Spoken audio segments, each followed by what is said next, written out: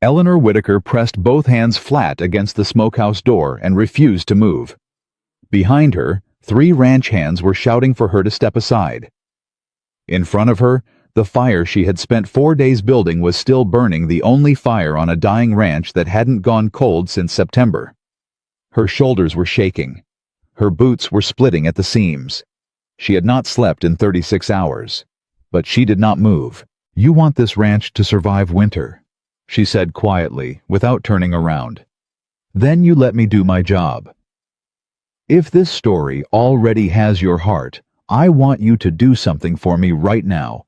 Hit that subscribe button and follow this channel so you never miss a single story. And drop a comment below telling me what city you're watching from. I read every one of them, and I love seeing how far these stories travel. Now let's get back to Eleanor. The letter arrived at Black River Ranch on a Tuesday, tucked inside a feed order that nobody had actually paid for yet. Nathaniel Carter read it standing up the way he did, everything with his jaw set and his eyes moving fast across the page. Not because he was in a hurry, but because he had learned a long time ago that bad news didn't get easier the slower you read it. The letter was from the Territorial Supply Company out of Billings. It said they were cutting his credit line, effective immediately. He folded the paper twice, and pushed it into his coat pocket. He walked out of the barn and stood at the edge of his own property and looked at what was left of it. The cattle were down to 1/3 of what he'd run the year before. 2 of his 4 ranch hands had quit in October, right before the first hard frost, because they'd heard rumors that Black River wouldn't make it through the season, and they didn't want to be standing on a dead man's land when winter arrived in full. The smokehouse, the one thing that was supposed to protect the ranch's food stores through the cold months, hadn't been operational in 3 years. The man who used to run it, an older hand named Gus, had died the winter before last, and nobody had bothered to learn what Gus had known, because everybody assumed Gus would always be there. Gus wasn't there anymore, and winter was coming. He hadn't told his hands about the letter. He wouldn't tell them, not directly, not yet. But men who worked land could read a man who worked land, and they had all known something was coming. He had seen it in the way they looked at each other across the supper table, the particular silence of people who have decided not to say the thing they're all thinking. It was the silence of a ship taking on water, and a crew that hasn't quite decided whether to start bailing or start looking for lifeboats. He respected them too much to pretend. That night after supper, he sat them down at the table, Dale Tobias Clement, and a younger hand named Roy, who had shown up looking for work in August, and who Nathaniel had kept on because he worked hard and asked good questions, and reminded him faintly of himself at 20. "We're short on provisions," Nathaniel said. He put his hands flat on the table, which was a habit of his when he was being direct. "The smokehouse hasn't run in 3 years. I'm going to hire someone to run it. Someone who knows the work." Dale looked up. "Where are you going to find someone like that before the cold hits?" "Town," Nathaniel said. "This time of year," Clement said. He wasn't being contrary. Clement never was. He was being practical, which was the same thing in different clothes. "I don't have another option," Nathaniel said. None of them argued with that, because it was true and they all knew it, and there was nothing useful to say after a true thing that hard. Roy, the youngest, cleared his throat. "You need me to come with you into town?" "No," Nathaniel said. "I'll go alone." He went alone. Nathaniel Carter had exactly 2 choices. He could sell the cattle he had left, settle what debts he could, and ride away from Black River the way his wife had ridden away from it, not on horseback, but in a pine box, with nothing resolved and nothing finished. Or he could find someone who knew how to cure and smoke enough pork to carry 12 people through 5 months of Montana winter. He chose the second option. Not because he was optimistic, because he was too stubborn to be anything else. He rode into the nearest town on a Wednesday morning, tied his horse outside the general store, and posted a notice on the board near the entrance. He kept it short because he didn't believe in wasting words. Help wanted. Smokehouse work. Knowledge of meat curing required. Inquire at Black River Ranch. Ask for Carter. He expected to wait a week. He expected to interview 2 or 3 experienced men, compare their references, and hire the one who asked for the least money. What he did not expect was to come out of the general store 20 minutes later and find a woman sitting on the bench outside, reading his notice, with a calm, deliberate expression, like she was working through a recipe she'd already memorized. She was not what anyone would call a conventional frontier woman. She was heavy, not just fuller than the narrow-waisted women in the fashion plates his late wife used to cut from magazines, but genuinely, solidly, unmistakably large, in a way that the men loitering near the hitching post clearly felt entitled to have opinions about. She had dark brown hair braided neatly over one shoulder, a coat that had been mended more than once at the elbows, and the kind of stillness in her face that came not from passivity, but from long practice at not giving other people the reaction they were fishing for. She looked up when he stopped in front of her. "You're Carter," she said. It wasn't a question. "I am," he said. "I'm Eleanor Whitaker." She folded the notice and held it out to him. "I can run your smokehouse." He looked at her for a moment. He was not a man who made fast judgments, or so he told himself, but there was something in that moment, some old and stubborn reflex that made him hesitate. He had expected someone different. He had expected someone who looked the part, whatever that meant. "You've done this kind of work before?" he asked. "My father ran a smokehouse in Indiana for 22 years, she said. "I worked beside him from the time I could carry a cord of wood. I know hickory smoke. I know brine ratios. I know how to control temperature without a thermometer. And I know how to read meat the way some people read the weather." She paused. "I also know that you're low on time, Mr. Carter. The first real cold front is 3 weeks out, maybe 4. If you want cured pork on those hooks before it hits, you need to start now."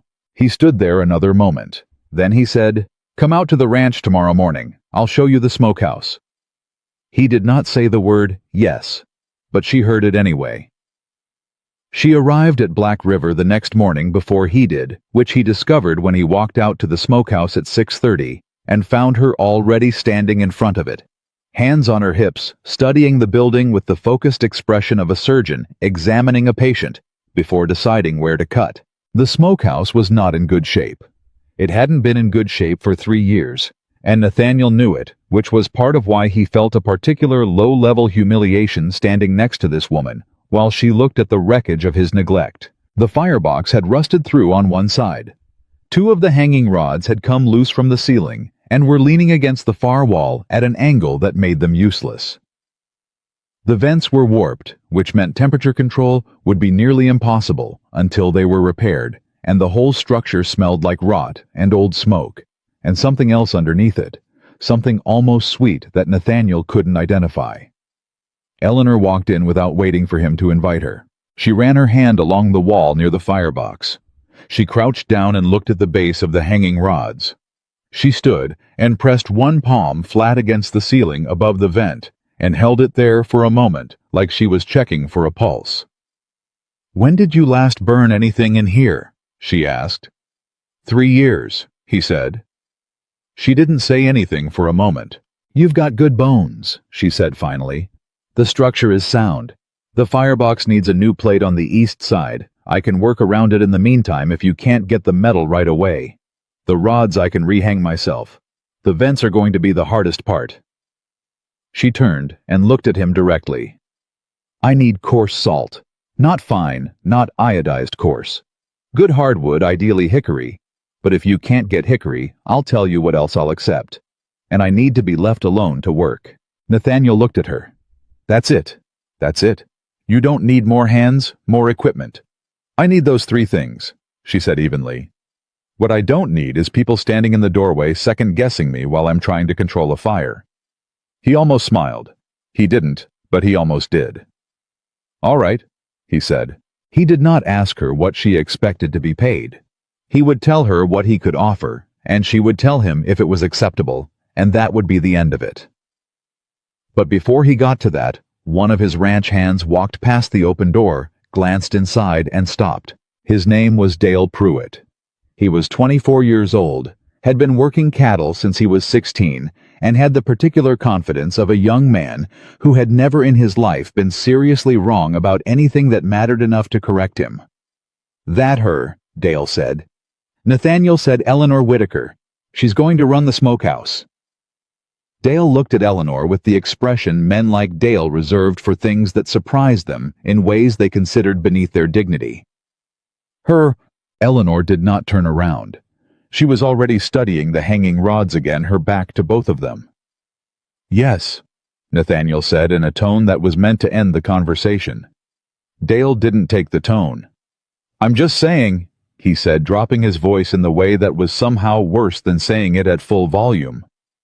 "I figured you'd hire someone who you know, someone who looked like they could handle the work."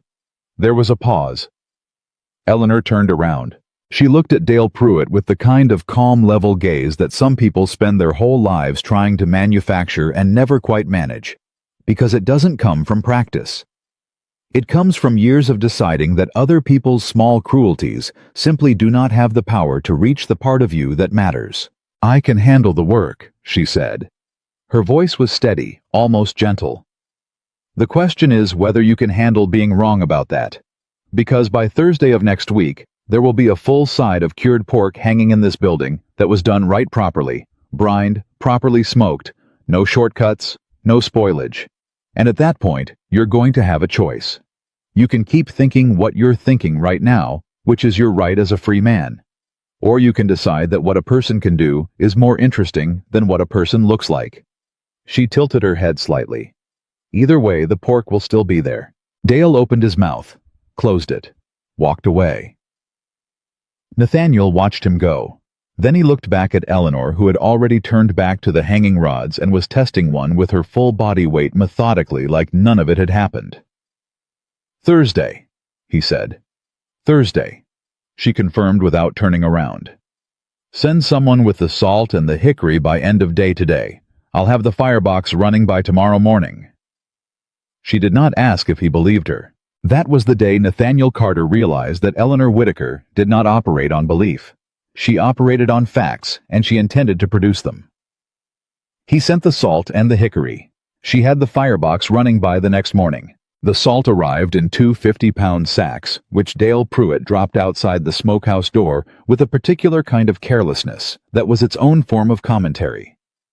Eleanor carried them both inside herself, one at a time, without asking for help. She set them against the east wall, checked their quality with her fingers, rubbing a small amount between her palms, feeling the grain, holding it near her nose, and nodded once to herself. The hickory came in a split cord, stacked on a flatbed that one of the other hands, a quieter man named Tobias, helped her unload without being asked. Tobias didn't say much. He handed pieces down from the flatbed, and she stacked them against the south wall of the smokehouse in a specific pattern. Not the way people usually stacked wood, but with gaps between the pieces that allowed air to move through, which she explained to Tobias when he looked at it funny. "It needs to stay dry," she said. "Wet wood makes bitter smoke. Bitter smoke gets into the fat and you lose the whole batch." Tobias nodded, like that made perfect sense. Because it did. "You done this a lot?" he asked. "All my life," she said. That was all either of them said about it. The first fire she built in the repaired firebox she had managed the repairs herself using a piece of scrap iron she found behind the barn, and a technique for setting it, without a proper forge, that she had learned from her father. Under circumstances, she didn't go into burned low and even and exactly the way she wanted it to burn. She stood over it for 20 minutes, feeding small pieces of hickory in a specific sequence, watching the way the smoke rose and curled and moved toward the damaged vent. She had brought a piece of cloth with her, a square of dark cotton, and she held it near the vent at different heights until she found the position where the airflow was at its weakest. Then she went to her bag, which she had set against the inside wall, and took out a small tool that nobody on the ranch would have recognized, a thin curved piece of metal with a notch filed into one end, which she used to adjust the vent from the inside without opening it fully. Nobody watched her do this because nobody thought to come look. That would change. By the end of the first day, the smoke was running clean and controlled through the repaired firebox, up through the chamber, and out through the adjusted vent in a thin, steady column that you could see from the main house if you looked in the right direction. Nathaniel looked. He didn't say anything about it to anyone. He just looked and then went back to what he was doing. The pork came from the hogs they'd slaughtered 2 days before Eleanor arrived, 4 of them, which should have been enough to produce a substantial store of cured meat if the process went right. The carcasses had been hanging in the cold since the slaughter, which was correct, and Eleanor inspected each one before she broke them down, running her hands along the muscle groups with the same focused attention she gave everything. "These are good," she told Nathaniel when he stopped by to check. Whoever managed the slaughter knew what they were doing. The bleeding was clean. "That was Tobias," he said.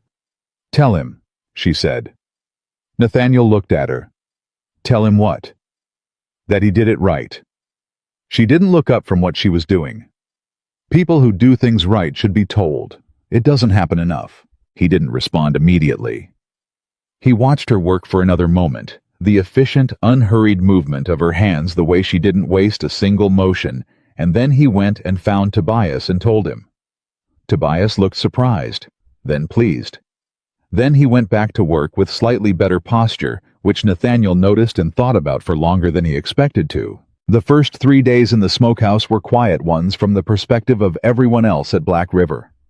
Eleanor arrived before dawn and worked until well past dark.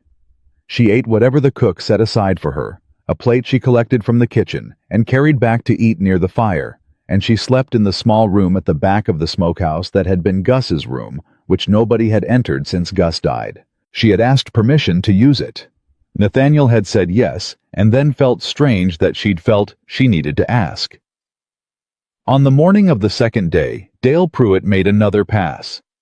He had apparently been waiting for evidence that he was right, that she couldn't handle it, that the meat was already ruined, that something had gone wrong that he could point to. He stopped outside the smokehouse door and called in. "How's it going in there?" "Fine," Eleanor said. "Fire looks different than it used to look when Gus ran it." "Gus used green wood," she said, still not looking up. "Green wood makes heavy smoke. Heavy smoke deposits creosote.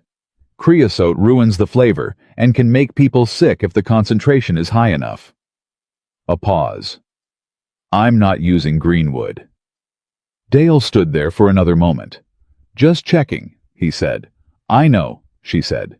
"You're welcome to come back Thursday." He did not come back Thursday. But the other hands did, all 3 of them, including Tobias and a red-faced older man named Clement, who had worked cattle his whole life and claimed to have no opinions about anything that wasn't beef. They stood outside the smokehouse door on Thursday afternoon and waited while Eleanor went to the back of the chamber and returned carrying a section of pork belly that she laid across the work table near the door. The smell that came with it was not the heavy, acrid smell of smoke applied without knowledge. It was something else, layered and clean, the hickory underneath, and something sweeter above it, the fat, having taken the smoke in the way that correctly cured meat, did slow and deep without bitterness. Clement leaned over the table and looked at it. He touched the surface with one finger. He looked at Eleanor. "That's proper," he said. It was not a large compliment from a man like Clement. Eleanor accepted it with a nod. "There's more behind it," she said. "That's the first batch. The rest will be ready by end of next week, assuming the temperature holds." Tobias was grinning. "So Dale was wrong." "Dale has opinions," Eleanor said mildly. "Most people do. The meat doesn't care about opinions." Clement actually laughed at that. It was a short sound like something that surprised him on the way out, but it was real. Nathaniel was not there for that moment. He heard about it later from Tobias, who told the story with the particular pleasure of someone who had watched the right person be proven right. Nathaniel listened to the whole thing without changing his expression. Then he put on his coat and walked out to the smokehouse. Eleanor was inside tending the fire. She looked up when he came in. "Clement said it was proper," Nathaniel said. "He did," she agreed. "Clement hasn't used that word about anything since we got the new well dug 2 years ago." "It's a good word," she said. "It means what it says." Nathaniel stood near the doorway, He wasn't used to not knowing what to say, but he stood there for a moment in that unusual condition. The fire was burning low and steady the way it always burned when she was running it, and the chamber was warm in a way the smokehouse had never been warm in his memory. Not just hot near the fire, but evenly warm all the way to the far wall, like the heat was being managed rather than just produced. "You fixed the vents," he said. "I adjusted them. They're not fixed would require new materials, but I got them close enough that the draw is even." "I could get new materials." She looked at him. "If you could, that would help. But it's not urgent right now. I've got the temperature where I need it." He nodded. There was another pause. "How many batches before we've got what we need for winter?" he asked. "2 more after this one," she said. "Maybe 2.5 depending on what you've got left in the cold store. I'd like to look at what's there and tell you exactly. I'll take you out there tomorrow morning." "All right." He turned to leave, then stopped. "Miss Whitaker," he said. "Eleanor," she said. He paused at that. People out here didn't often volunteer their first name in a professional arrangement. It wasn't unfriendly the way she said it. It was direct, like she was handing him information she considered relevant. "Eleanor," he said. "I didn't ask you enough questions when I hired you. I should have." She tilted her head slightly. "You asked the right number of questions for the situation. You were short on time." "That's not an excuse." She looked at him with the same level expression she'd given Dale Pruitt on the first morning, except that this one was different. There was something in it that wasn't judgment, wasn't defensiveness, but something quieter than either of those things. "No," she said.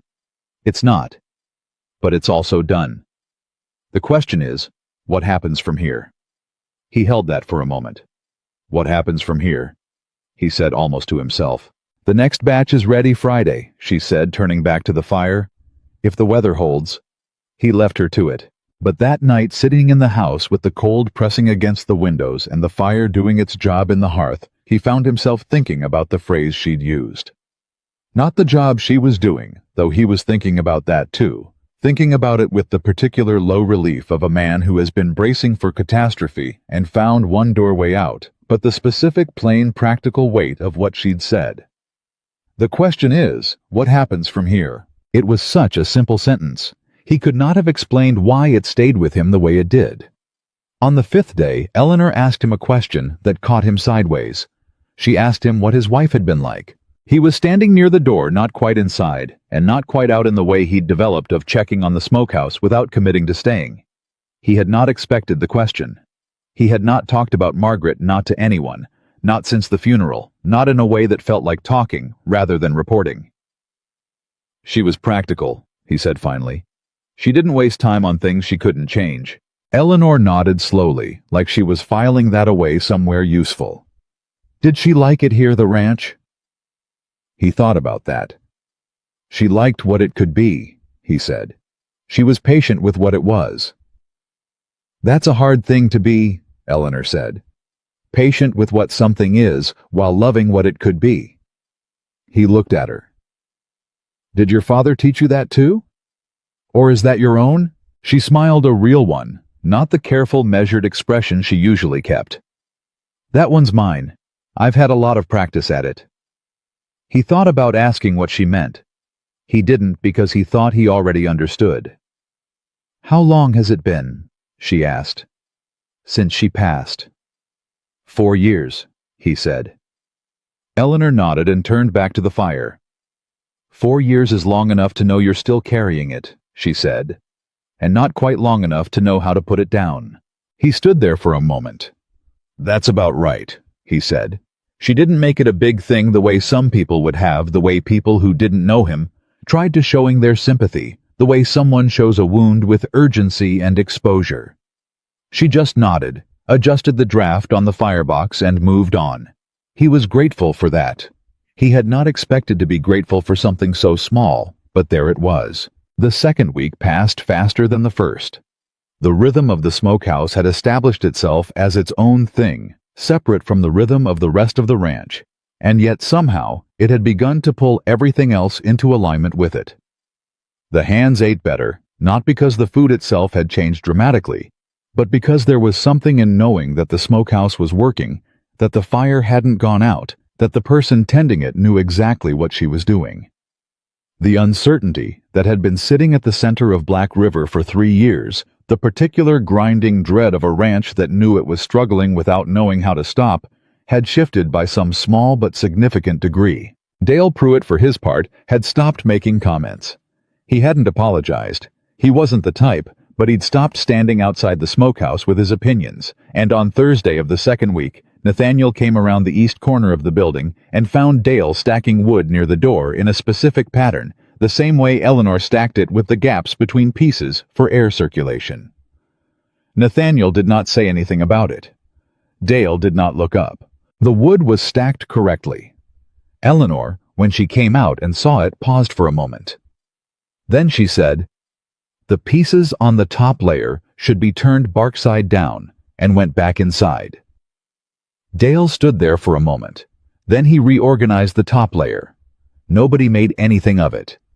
But Nathaniel watched and felt something complicated and hard to name, something that might have been hope if he'd been less afraid of that particular word. It was on a Friday, the end of the second week, that Nathaniel Carter walked into the smokehouse at a time he didn't usually come by, midday, when Eleanor would normally have been in the quietest phase of the fire management, keeping it steady rather than adjusting it, and found her sitting on the low stool near the firebox, not working, just sitting with her hands in her lap and her eyes on the fire.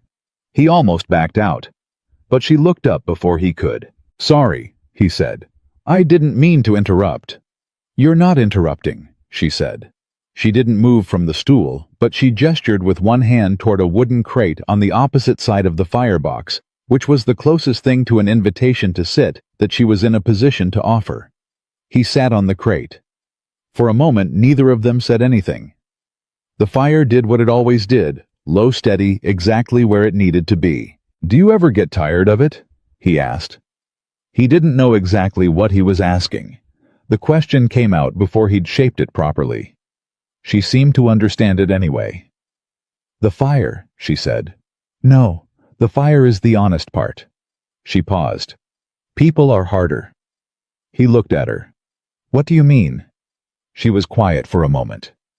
Not the quiet of someone who doesn't have an answer, but the quiet of someone who is deciding how much of the answer to give. "My whole life," she said at last, "people have looked at me and decided what I'm capable of before I've opened my mouth, before I've touched anything or done anything or offered a single word about myself. They see the way I look, and they've already finished the story." She said it simply, without bitterness, which was somehow worse than bitterness would have been, because it meant the thing she was describing was so settled in her experience that even anger about it had worn smooth. "I've learned to let the work speak, because I can't change what people see when they look at me. But I can change what they have to acknowledge when they look at what I've done." Nathaniel was quiet for a moment. "Dale stacked the wood your way today," he said. She almost smiled. "I saw." He didn't say anything about it. He didn't have to. Nathaniel looked at his hands. He was a man who spent most of his time looking outward at the land, at the cattle, at the horizon, and looking at his own hands felt like a different kind of reckoning. "I almost didn't hire you," he said. "I know," she said. "I could see it. I'm not proud of that." "You hired me," she said. "That's the part that matters." He wanted to tell her that the hiring had come from desperation, more than fairness.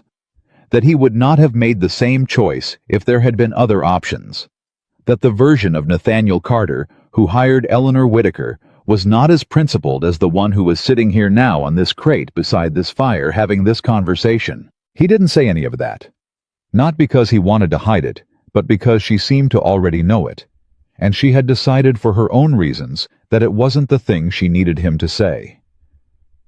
"The second batch is done," she said, turning back to the fire. "Better than the first. If you want to take a look at the inventory tonight, I can tell you exactly where we stand." "I'll come by after supper," he said. He stood from the crate. "Eleanor," he said. She looked up. "Thank you." He said it the way he said the important things, short and with his full attention behind it. For staying. She looked at him for a moment. "Thank you for the key," she said. He left the smokehouse. The trouble started on a Saturday. It was market day in town, and Nathaniel had driven in to pick up a few supplies. He couldn't wait on flour coffee and a specific gauge of wire he needed for a fence repair before the ground froze solid. He tied up outside the feed store and went in, handled his business, and was loading the wagon when he heard his name spoken behind him by a voice he recognized. Thomas Aldridge. He ran the largest merchant operation in that part of Montana. Dry goods, hardware, grain, a little of everything, and he had made an art form over the years of packaging contempt inside the language of concern. "Carter," Aldridge said, "I hear you brought in some woman to run your smokehouse." Nathaniel kept loading the wagon. "Word travels," he said. "It does," Aldridge said. He came around to the side of the wagon where Nathaniel was working. Not to help Aldridge never helped with anything that didn't benefit Aldridge, but to have the conversation on his terms, which meant face-to-face. "I'm just saying, a man in your position can't afford to look like he's making decisions out of desperation. People see that." "People see what they want to see," Nathaniel said. "The woman you hired," Aldridge pressed with the particular enjoyment of a man who is about to say something he's been saving up. "She's well. I'll just say she's not what most folks around here would expect to see running an operation, the size of her alone." Nathaniel set down the bag of flour he was holding. He turned and looked at Aldridge directly the way he looked at things when he was done being casual about them. "Mr. Aldridge," he said, "the woman you're describing walked into a smokehouse that hadn't run in 3 years and had a fire burning in 24 hours. She fixed a firebox with scrap iron and produced properly cured pork inside of a week. She hasn't asked me for more than she needs. She hasn't complained about a single thing, and she knows more about meat preservation than anyone I've ever hired." He picked the flour back up and turned toward the wagon. "So whatever you were going to say after the size of her, I'd save it. Because it doesn't have anything to do with the job she's doing." Aldridge was quiet for a moment. "I'm only saying," he started. "I know what you're saying," Nathaniel said. "And I'm telling you what's actually happening at my ranch. Those are 2 different conversations." He finished loading the wagon and drove back to Black River. He did not tell Eleanor what Aldridge had said, but he thought about it on the drive back, the way he sometimes thought about things that bothered him more than they should, with a kind of grinding low-level anger that had nowhere useful to go. He thought about Eleanor carrying those 50-pound salt sacks one at a time without asking for help. He thought about her fixing the firebox with a piece of scrap iron she'd found on her own, without being asked, without making a show of it. He thought about the way Dale had reorganized the wood stack and not said a word about it. He thought about the phrase she'd used. "The question is, what happens from here?" By the time he pulled up to the barn, he had made a decision that he didn't announce to anyone, because it wasn't the kind of decision that needed announcing. It was the kind that simply became true, like the first frost or the moment a fire catches, and you know it's going to hold. Eleanor Whitaker was not a temporary hire. He just didn't know yet how to tell her that. Outside, the sky was doing the thing it did in Montana in late October, going gray and heavy at the edges, the kind of sky that meant weather. He stood for a moment and looked at it. Then he looked at the thin line of smoke rising from the smokehouse vent, clean and steady, exactly as it should be. The ranch was not saved yet. There was more work to do, more batches to cure, more cold to survive, more of the long grinding labor of keeping a piece of land alive through a winter that didn't care about anyone's plans or debts or stubborn pride. But for the first time in 3 years, Nathaniel Carter looked at his own property and felt something other than the slow, familiar pressure of everything that was going wrong. The smokehouse fire was burning. The woman who had insisted on tending it knew exactly what she was doing. And somewhere in the distance, the first real cold of the season was beginning its long, inevitable approach toward a ranch that was for the first time in longer than he could properly remember beginning to look like it might be ready. The cold came early that year, not the gentle, creeping cold that usually announced itself in stages. A hard frost one morning, a dusting of snow the next, the kind of cold that gave a man time to prepare. This was the other kind. The kind that showed up overnight without warning, dropping the temperature 30 degrees between sunset and dawn, and leaving everything, the water troughs, the mud ruts in the yard, the leather of a saddle left outside by mistake, locked solid by morning. Nathaniel discovered it when he stepped off the porch at 5 in the morning, and his boot cracked through a thin sheet of ice that had formed in the low spot near the steps. He stood still for a moment and looked at the sky. It was the wrong color for October, too pale, too flat, the kind of sky that meant the cold wasn't finished with what it had started. He went directly to the smokehouse. Eleanor was already awake. She was always already awake. He had stopped being surprised by this in the second week, but it still struck him every time, the way the smokehouse was always lit, always warm, always running exactly the way it should be, because the person responsible for it had never not once let it slip. He pushed open the door and found her crouched near the firebox, feeding Hickory in the particular sequence she used when the outside temperature dropped smaller pieces more frequently to keep the internal heat steady without spiking it. She didn't look up. "I know," she said. "How bad is it in here?" "Temperature dropped 6 degrees overnight." She added another piece of wood. "I caught it at 3. It's back where it needs to be." He let out a breath he hadn't known he was holding. "The last batch," he said, "is fine." She stood and turned to face him. Her eyes were clear despite the hour, despite whatever kind of sleep she'd managed on that narrow cot in the back room.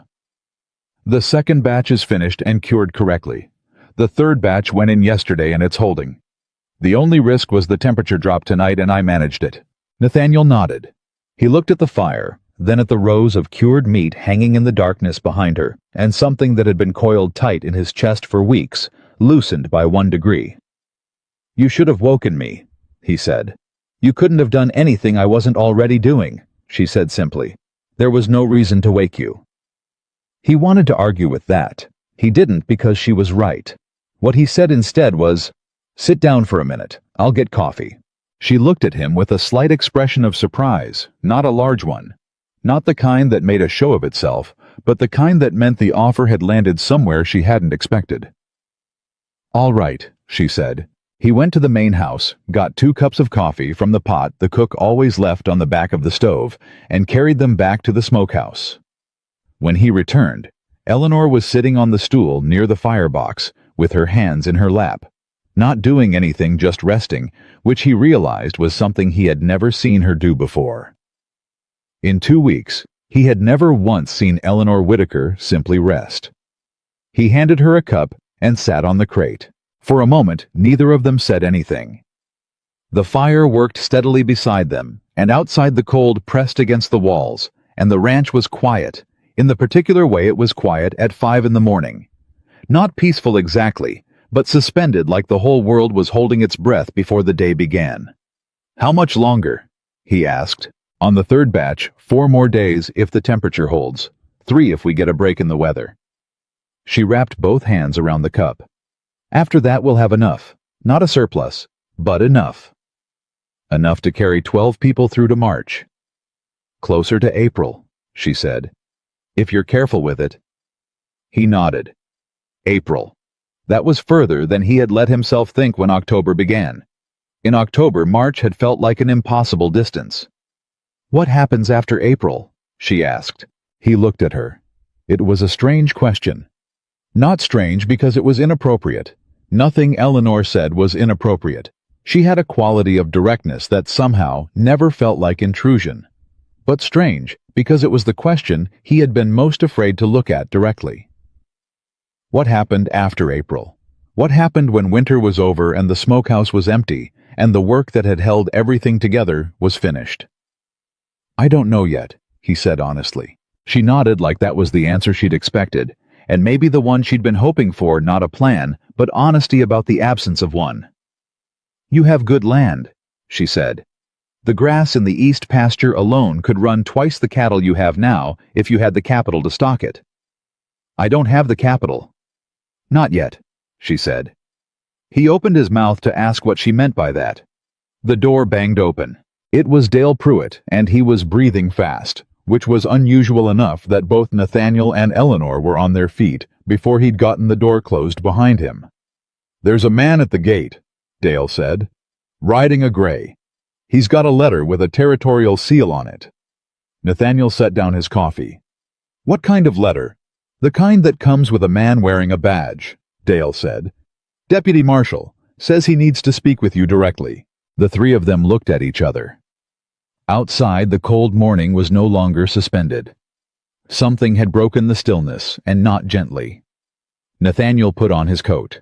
The deputy marshal's name was Hector Greer, and he was a compact, weathered man in his 40s who had the look of someone who had delivered bad news enough times that he'd stopped wasting words on the approach. He was standing at the gate when Nathaniel arrived, holding his horse's reins and a sealed envelope that he handed over without preamble. "Mr. Carter, I'm sorry to come at this hour." Nathaniel took the envelope. He broke the seal and read it standing up the same way he'd read the letter from Billings, because the posture didn't help with bad news, but it was habit by now. The letter was from the Territorial Land Office. It said that a formal complaint had been filed challenging the title to Black River Ranch on the grounds that the original deed, the one Nathaniel's father had registered in 1861, contained a material error in the boundary description that rendered 40% of the ranch's most productive land legally unclaimed. The complainant was Thomas Aldridge. Nathaniel read it twice. Then he folded it and looked at Deputy Marshal Greer. "Aldridge filed this last week," Greer said. He didn't look happy about it. Some men in his position would have been there were deputy marshals who enjoyed the authority of delivering documents like this one, who took something from the discomfort of the recipient. Greer was not one of those men. "The Territorial Court has set a hearing for the 14th of next month. You'll need documentation. Original deed survey records anything that establishes the boundary as your father registered it." "The original deed is in a strong box in the house," Nathaniel said. "Then I'd look at it very carefully," Greer said, "and I'd get a lawyer before the 14th. He tipped his hat, mounted his horse, and rode back toward town. Nathaniel stood at the gate for a moment after he'd gone, the cold going right through his coat. He was looking at the folded letter in his hand. Thomas Aldridge. The man who had stood beside his wagon 2 weeks ago and started a sentence with, "the size of her alone." Who had packaged his contempt in the language of concern and then gone straight home and filed a legal challenge against a ranch already on the edge of collapse. Dale had followed him out to the gate. He stood a few feet back, not saying anything. "Go get Clement and Tobias," Nathaniel said. "I want everyone at the table in 20 minutes. He went to the house, unlocked the strongbox, and pulled out the original deed. He read it slowly. His father's name was on it, the ranch's founding date, and a description of the boundaries that he read 3 times before the problem became clear. The survey description used a creek as a reference point. The creek had moved. He brought the deed to the smokehouse that afternoon. Not for any formal reason, he could have looked at it alone. But Eleanor had a quality of seeing things clearly without the emotional weight he was carrying, and he needed that more than he needed privacy. She read it twice. Then she read the boundary description a 3rd time, and he watched her pause. "The creek," she said. "I know." She looked up. "When did it shift?" "About 15 years ago, after a heavy spring flood, 40-50 yards east, maybe more in the low section near the pasture."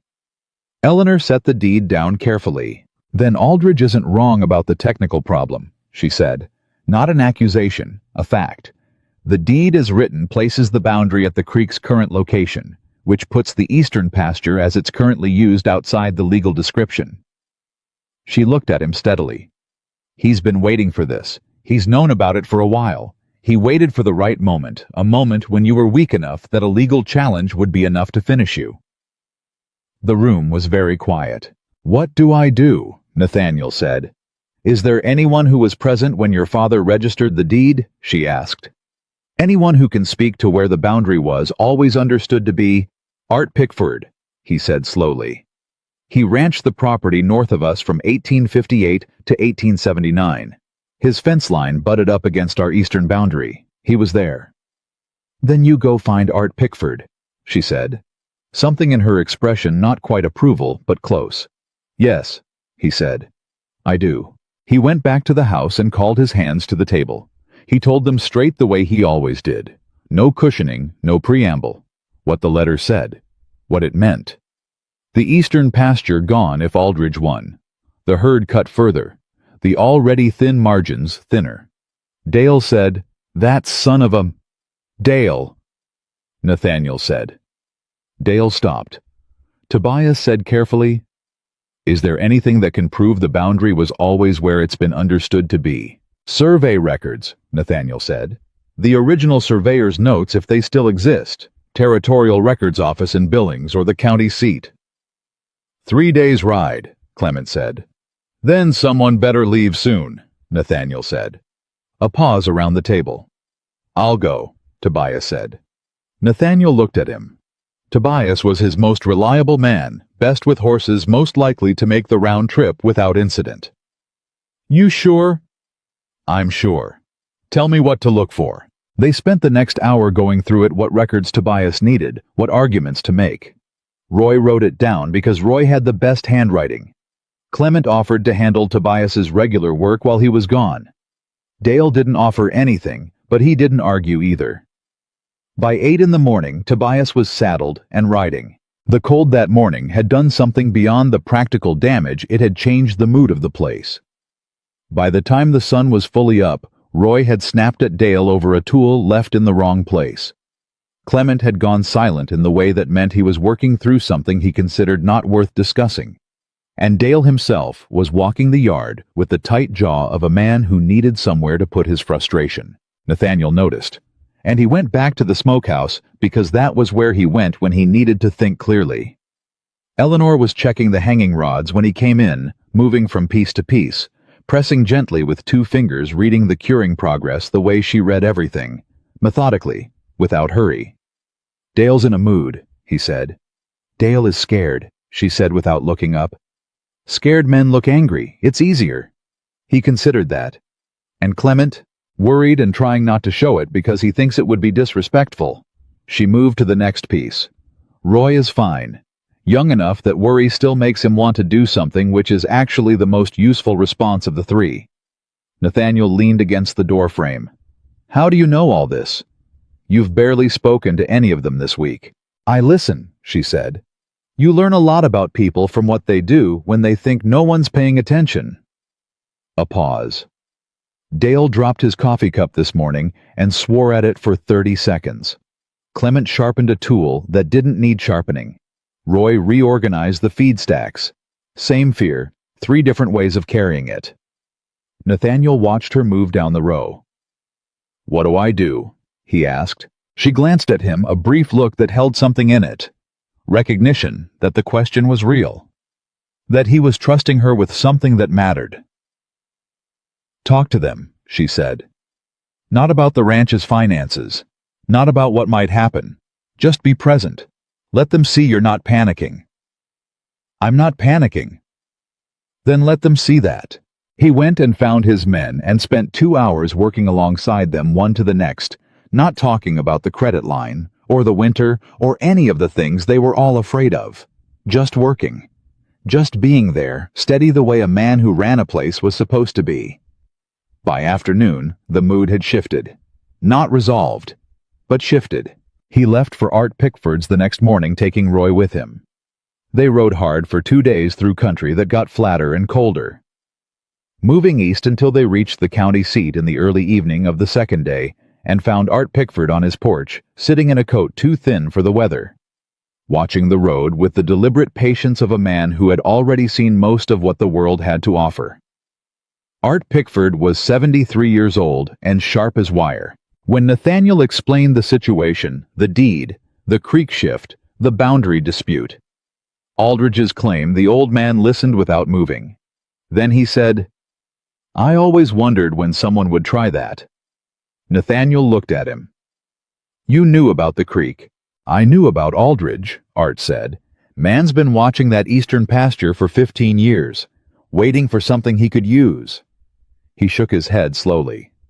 "Your father registered that boundary exactly where the surveyor put it, and they both knew the creek moved.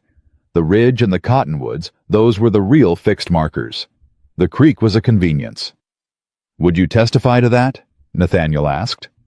Art Pickford was quiet for a long moment. "Your father stood at my fence line in the winter of 1862. He said, when my cattle were dying and I had nothing coming, and he split his stores with me. He didn't have to." A pause. "Yes, I'll testify." Nathaniel let out a slow breath. "There's more," Art said. He stood from his chair with the careful deliberateness of a man whose joints had earned their complaints, went inside and came back with a leather case old and worn, which he set on the porch railing between them. "Letters, between my father and yours, 1860 to 1863. The creek is mentioned in two of them as a moving reference, not a fixed one. Your father and my father agreed explicitly that the boundary was to be fixed by the ridge and the cottonwoods, not the creek." He opened the case and handed over a stack of papers. "Take them." Nathaniel held the papers with the care of a man handling something that might be the difference between keeping and losing everything.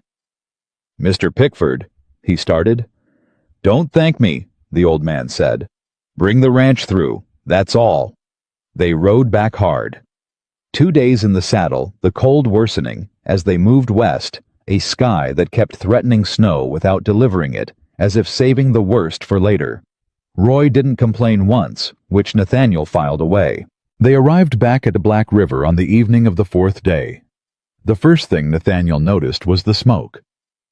Thin, clean, steady, rising from the smokehouse vent, exactly the way it always rose. Nothing had changed. The fire had not gone out. The batches that were curing when he left were still curing, still correctly managed, still doing exactly what they were supposed to do. He stood outside the barn and looked at that line of smoke. Roy said, "She kept it going." "She always keeps it going," Nathaniel said. He went to the smokehouse. Eleanor was inside adjusting the fire at the end of the day, with the particular attention she gave it at this hour, not as vigilant as the morning checks, but never careless. She never let the work slip into carelessness. She looked up when he came in. "You got there and back," she said. "We did." He held up the leather case with Art Pickford's letters. "And we brought something." She looked at the case, then at his face reading it. "Good news," she said. "Good news," he confirmed. He sat on his crate and told her about Art Pickford. The letters, what the old man had said and what he'd agreed to. Eleanor listened with her hands around a coffee cup, the way she sometimes sat in the evenings when the work had settled into its overnight rhythm, and she allowed herself an hour of something that wasn't labor. When he finished, she said, "The ridge and the cottonwoods, still standing. Both of them." She nodded slowly. "Then Aldridge has no case, not against letters in your father's own hand, not with a witness who was there. Not if the court looks at it honestly. You think there's a risk it won't?" "Aldridge has money," he said. "Money buys influence. I've seen it before." She was quiet for a moment. Then, "What did it cost you getting there and back?" Honest answer. He considered it. Decided honesty was the only thing that made sense with her. 3 weeks of margin, he said. "The supplies I'd planned to restock, I'll have to wait until spring. And if the hearing goes badly, I'll need to borrow, which means interest, which means I'll need the eastern pasture producing at full capacity next summer just to service the debt." She looked at the fire for a moment. "Then we make sure the hearing doesn't go badly," she said. He looked at her. "We." She met his eyes. "You have the letters. You have Art Pickford. You have survey records coming from Tobias."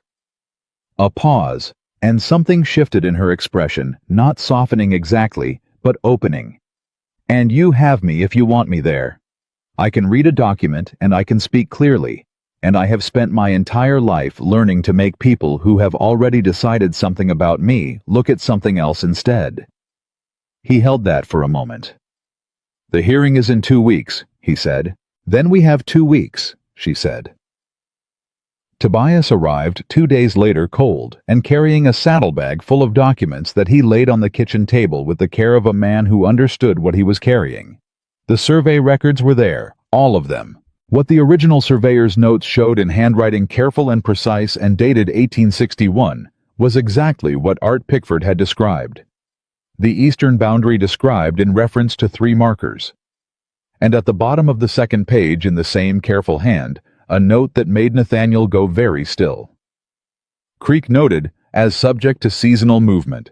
Boundary defined by ridge and cottonwood markers in the event of creek relocation. Dale read it over his shoulder. "Well," Dale said. He was quiet for a moment. "Aldridge is going to be real unhappy." "Yes," Nathaniel said. "Good," Dale said. It was the first time in 2 weeks that Nathaniel had heard Dale say something he completely agreed with. He sent the documentation to the territorial court the following morning, copies of the surveyor's notes, the letters from Art Pickford's case, and Art's formal notarized statement. Then he waited. And while he waited, Eleanor finished the 3rd batch. She came out of the smokehouse on a Tuesday morning 3 days before the hearing, and stood in the yard with the cold air around her and the snow crunching under her boots, and she looked at Nathaniel, who was crossing from the barn, and stopped when he saw her expression. "It's done," she said. He stopped walking. "All of it, all of it." She looked back at the smokehouse. "Enough pork to carry this ranch through to the first week of April. Properly cured. No shortcuts. Nothing that's going to spoil on you." She turned back to face him. "Black River Ranch is going to make it through the winter, Nathaniel." He stood in the snow and looked at her. He had held himself together through a lot. The letter from Billings. The deputy marshal at the gate. The ride to Art Pickford and back. The 2 days waiting for Tobias. He had held himself together the way he held himself through most things, by keeping his jaw set and his eyes forward, and not looking directly at what he was afraid of. He looked directly at Eleanor Whitaker, standing in the snow in front of the smokehouse she had rebuilt and run and kept burning without asking for more than she needed, and something in the set of his jaw let go. "Thank you," he said. It came out lower than he intended. She looked at him steadily. "You gave me the chance. You made something of it.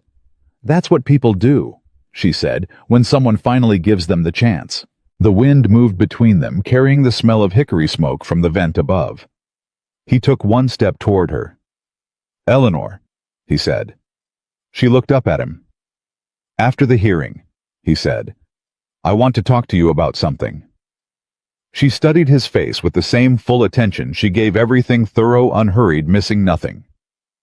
"All right," she said. "After the hearing," he said again. "I'll be here," she said. And then, with the smallest shift in her expression, not quite a smile, but close. "I'm not going anywhere, Nathaniel." He nodded. He went back to the barn. And the smokehouse fire kept burning. The morning of the hearing, Nathaniel Carter did not sleep. He had not expected to sleep. He had gone to bed at a reasonable hour, the way a practical man does when he knows the next day requires everything he has. And he had lain there in the dark, listening to the wind work against the walls of the house, and the distant, steady sound of the smokehouse fire, which he could not actually hear from this distance, but which he had listened for anyway. The way you listen for a heartbeat you've gotten used to. At 4 in the morning, he got up, put on his clothes, and went to the smokehouse.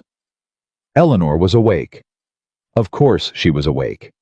She was sitting on her stool with a cup of coffee already made, and when he came through the door, she looked up at him with the expression of someone who had been expecting him for about an hour. "Couldn't sleep," he said. "I know," she said. "Sit down." He sat on the crate. She handed him the second cup she had made too, which meant she had known he was coming, which was the kind of thing she did without comment, and without making anything of it, the way she did most things. He wrapped his hands around it. "Tell me what you're most afraid of," she said. He looked at her. In 3 weeks, she had never asked him a question quite like that one, that direct, that bare. It was the kind of question most people danced around with softer language with, "How are you feeling about tomorrow?" Or, "Do you think it'll go all right?" All the versions of the real question that let both parties maintain a comfortable distance from the actual answer. Eleanor did not do comfortable distance. "That it doesn't matter what evidence we bring," he said. That Aldridge has already done the work that matters. That he's spoken to the right people, paid the right people, and we walk in there with Art Pickford, and the letters and the surveyor's notes, and it still isn't enough. That the law does what the law sometimes does, which is give a formal reason for an outcome that was decided before anyone sat down. Eleanor was quiet for a moment. "That's a real fear," she said. "Yes. And what do you do if it happens?" He looked at the fire. "Fight it. Appeal to the territorial court. Take it further if I have to." "That costs money." "I know." "Money you don't have." "Money I'll find," he said. "If I have to sell cattle to fund a legal fight, I sell cattle. This ranch has been in my family since 1861. My father built it with nothing. I am not handing it to Thomas Aldridge because he has more lawyers than I do." The silence that followed was the kind that meant something.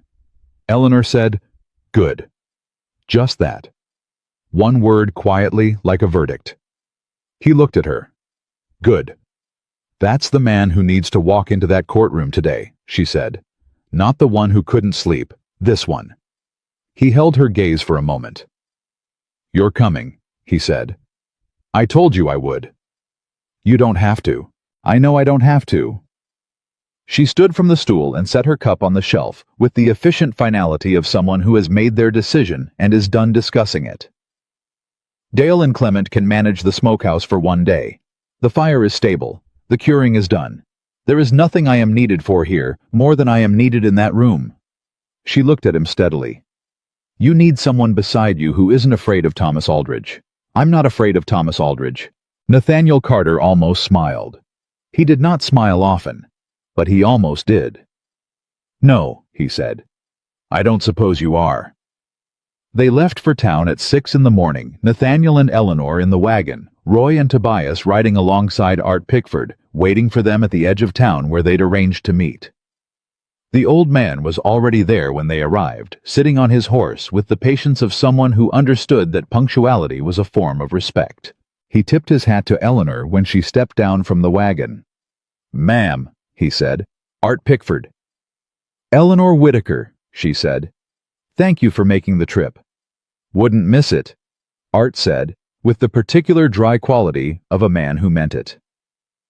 The territorial courthouse was full that morning, more full than Nathaniel had expected. News traveled in a territory this size, and a land dispute involving Black River Ranch and Thomas Aldridge had apparently been worth traveling for. Aldridge was already inside when they entered. He was seated at the respondent's table with two lawyers from Billings, both in suits that announced they had been brought in specifically for this, and he had the comfortable, settled look of a man who has arranged his pieces carefully and is now simply waiting for the game to proceed. He looked up when Nathaniel came in. His eyes moved immediately to Eleanor. Something happened in his expression.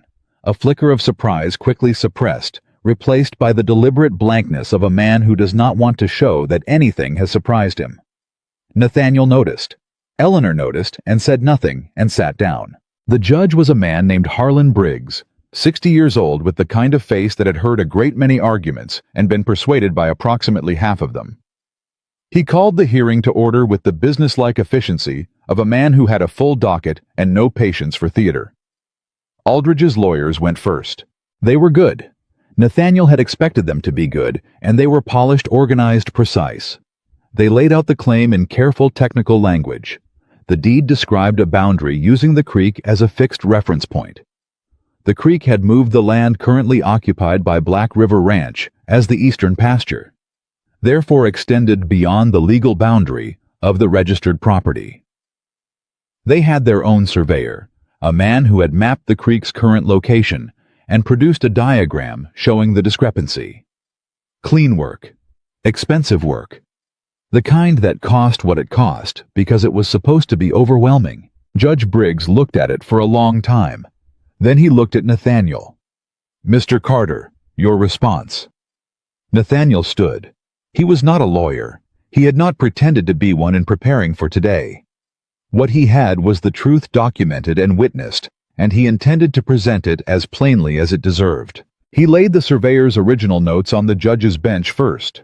Then the letters from Art Pickford's case, the correspondence between their two fathers, describing the eastern boundary in explicit detail. Then Art Pickford's notarized statement. The boundary was established in 1861 using 3 reference markers, Nathaniel said. The creek was one. The ridge to the northeast was one. The line of cottonwoods to the southeast was one. The original surveyor noted in his own hand that the creek was subject to seasonal movement, and that the ridge and cottonwood markers were to define the boundary in the event of creek relocation. Those markers have not moved. The boundary has not moved. The only thing that has moved is the creek which the surveyor anticipated and documented at the time of the original survey. He paused. I also have a witness. Art Pickford ranched the property immediately north of Black River from 1858 to 1879. His fence line abutted our eastern boundary for 21 years. He has direct personal knowledge of where that boundary was always understood to be. Aldridge's lead lawyer was on his feet before Nathaniel had finished the last sentence. His name was Grover Hatch, and he was the kind of lawyer who had built a career on finding the weakest point in an opposing witness and pressing on it with calm, systematic efficiency. He had a long face and a longer memory, and he had done his preparation with the same expensive thoroughness that produced the survey diagram. He had found something about Art Pickford. Mr. Pickford, Hatch said, standing with the measured ease of someone comfortable in courtrooms. You testified to personal knowledge of the eastern boundary throughout your period of ownership, and you sold that property in 1879. That's right, Art said, which means your direct personal observation ended 45 years ago. My observation of where the stakes were driven and where the fence line ran, yes, Art said. My knowledge of what was agreed and why is in the letters. The letters your father wrote, Hatch said to Mr. Carter's father. 2 men who are both deceased and therefore unable to confirm what they meant. They wrote what they meant, Art said evenly. Men of that generation didn't write what they didn't mean. Hatch turned slightly, addressing both the judge and the room.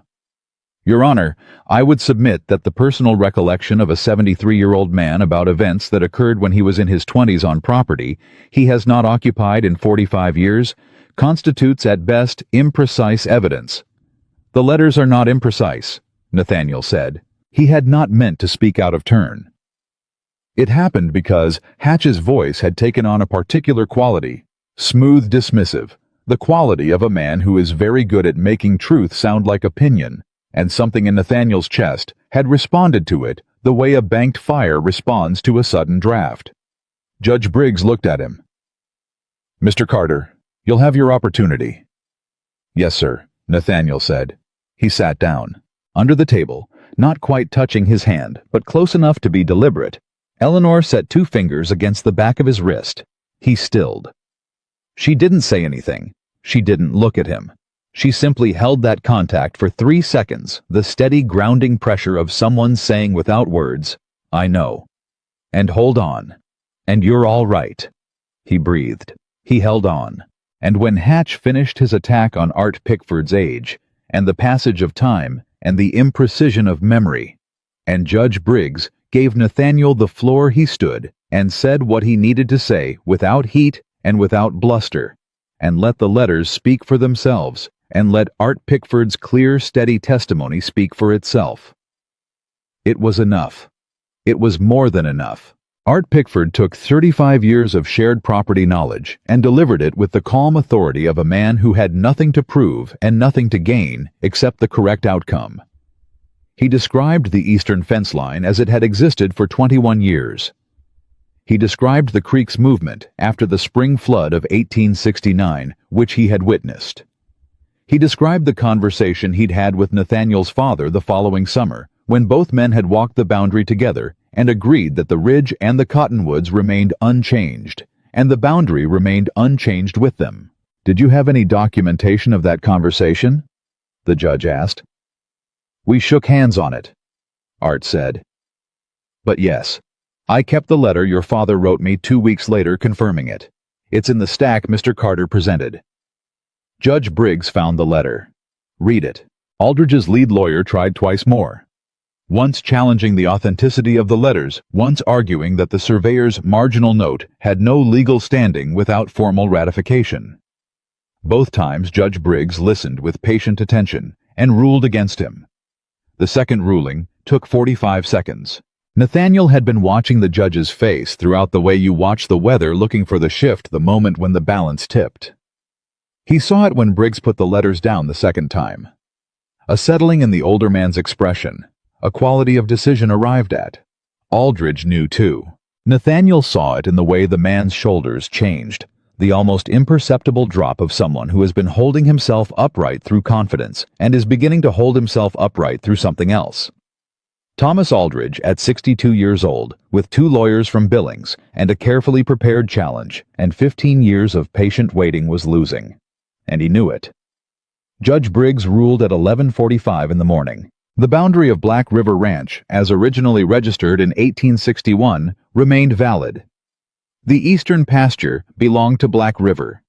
The surveyor's original notation established beyond reasonable challenge that the ridge and cottonwood markers defined the eastern line, and the correspondence between the Carter and Pickford families confirmed that this understanding had been consistent and documented for more than 2 decades.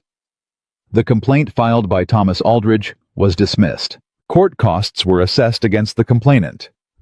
The room was quiet for about 3 seconds. Then it wasn't. Nathaniel did not move for a moment.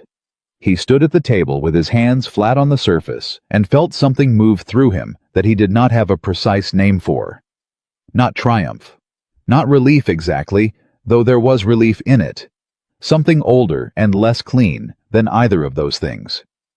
The feeling of a man who has been bracing against a blow that never landed and is now slowly, carefully standing back up to full height.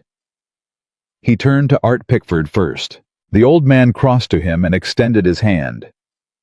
"Your father would have done the same," Art said. "Probably would have done it better." "I don't know about that," Nathaniel said, but he shook the hand and held it for a moment and meant it completely. Then he turned. Eleanor was standing at the edge of the gallery where she'd sat throughout the hearing, not at the table because she was not a legal party, but present, visible, watching. She had not spoken during the proceedings. She had not needed to. Her presence had done something he couldn't entirely quantify, some quality of steadiness in the room that he'd been aware of the entire time, the way you're aware of solid ground under your feet without consciously thinking about it. He crossed to her. "It's done," he said. "I heard." She looked at the bench where Judge Briggs was already moving to the next matter, unhurried and efficient. He was fair. He was. "That's all you can ask for," she said. "A fair reading." Behind them, Aldridge's lawyers were packing their papers. Aldridge himself was still seated, the man who always moved first, who had spent his entire career setting the pace of things, was sitting still at a table that now meant nothing. Nathaniel looked at him for a moment. He had expected to feel something more specific. He had expected anger's particular satisfaction, or the hardness of watching a man who tried to take something from you walk away empty. What he felt instead was almost nothing. Not forgiveness, he wasn't at forgiveness yet, and wasn't sure he'd get there, but something less sharp than anger and more honest than satisfaction. Aldridge looked up. Their eyes met across the room. Nathaniel held his gaze for one long moment. Then he turned away. That was all. They came down the courthouse steps, Nathaniel, Eleanor, Roy, Tobias, Art Pickford, into the cold Montana noon. Roy said, "Does this mean we can celebrate?" "It means we can breathe," Nathaniel said. "Close enough," Roy said. Tobias was grinning broadly, which was not his usual expression, and which looked good on him. Art declined their offer of dinner. Long Ride back wanted to make some ground before dark. He shook hands all around, tipped his hat to Eleanor with the same respect he'd offered her that morning, and rode off the way he'd come. Nathaniel watched him go. "He's a good man," Eleanor said. "The best kind," Nathaniel said. "The kind who does the right thing because it's the right thing and doesn't need it to be more complicated than that." She looked at him sidelong. "Is that how you see yourself?" He thought about it honestly. "Some days. Other days I'm just a man trying to keep his land." Those aren't mutually exclusive, she said. No, he said. They're not. He found Aldridge at the bottom of the courthouse steps on the way out. Not by design, Nathaniel was coming down the others a few paces behind, and Aldridge was there waiting. He had dismissed his lawyers. He had something to say that he intended to say himself. Nathaniel stopped. They were approximately the same height. They had never been this close before, not deliberately, not face to face. Aldridge said, "You got lucky." "I got the right outcome," Nathaniel said. "This time." His voice was even, the voice of a man who has lost a legal argument and intends to frame it as a temporary inconvenience. But that ranch is still carrying more debt than it can service Carter. You won the land today. You're still going to lose it, just slower. Nathaniel looked at him. He thought about everything he could say. He had a great deal available: the smokehouse, the cured meat, the hearing that had just ended, the woman who had made the difference between a ranch that survived and one that didn't. The old man who had ridden 2 days to testify because Nathaniel's father had once been decent when decency cost something. He had all of that. What he said was, "You may be right, but whatever happens to Black River, it'll happen to it honestly. Not because someone decided to take it." Aldridge looked at him. Something moved in his expression, not remorse, but something with a passing resemblance to it. The look of a man who is old enough to understand what he has become, and not entirely pleased with the recognition. He said nothing. He walked away. Nathaniel stood on the courthouse steps and watched him go, with the feeling of something unresolved passing out of his immediate orbit without being resolved, and the understanding that some things didn't get resolved, they just moved on. Eleanor appeared at his shoulder. "What did he say?" she asked. "That the ranch is still in trouble." "Is he right?"